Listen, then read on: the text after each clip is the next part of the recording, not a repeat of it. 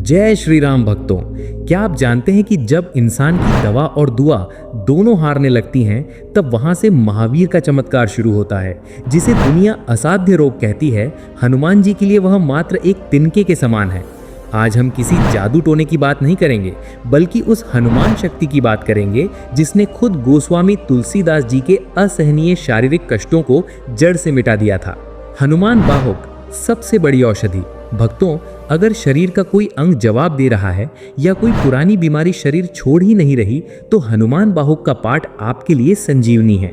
तुलसीदास जी को जब गंभीर वात रोग हुआ और उनके पूरे शरीर में भयंकर पीड़ा होने लगी, तब उन्होंने हनुमान जी की स्तुति में 44 पदों की रचना की। इसे ही हनुमान बाहुक कहा जाता है।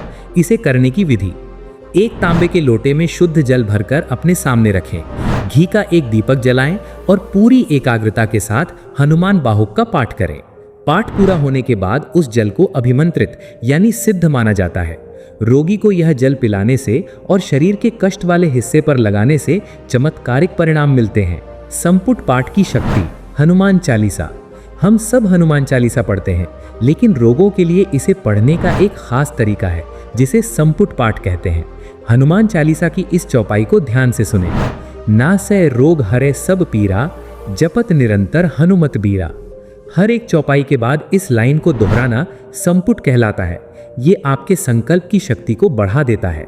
अगर आप खुद बीमार हैं या आपके घर में कोई और बीमार है, तो उनके सिरहाने बैठकर ये पाठ करने से नकारात्मक ऊर्जा का नाश होता है और शरीर की कोशिकाएं यानी सेल्स फिर से जीवित होने लगती हैं।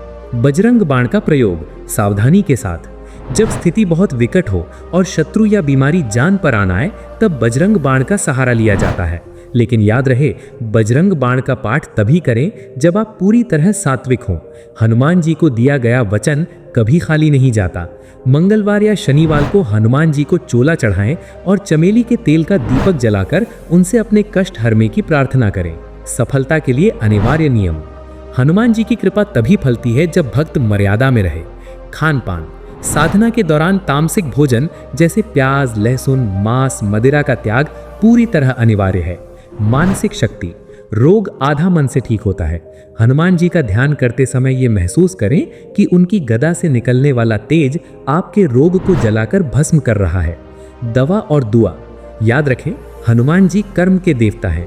अपनी दवाइयां समय पर लें और डॉक्टर का सम्मान करें, क्योंकि डॉक्टर के हाथों में जो हुनर है वो भी हनुमान जी की ही प्रेरणा है। भक्तों, भक्ति में वो बल है जो पत्थर को भी पानी पर तैरा सकता है।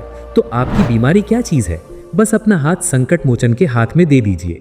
अगर आपको ये जानकारी हृदय को छू गई हो तो कमेंट में जय बजरंगबली जरूर लिखें और इस वीडियो को उन लोगों तक पहुंचाएं जो बीमारी से लड़ रहे हैं। आपका एक शेयर किसी को जीने की नई उम्मीद दे सकता है। ऐसी ही और जानकारियों के लिए हमसे जुड़े रहें। जय श्री राम, जय हनुमान।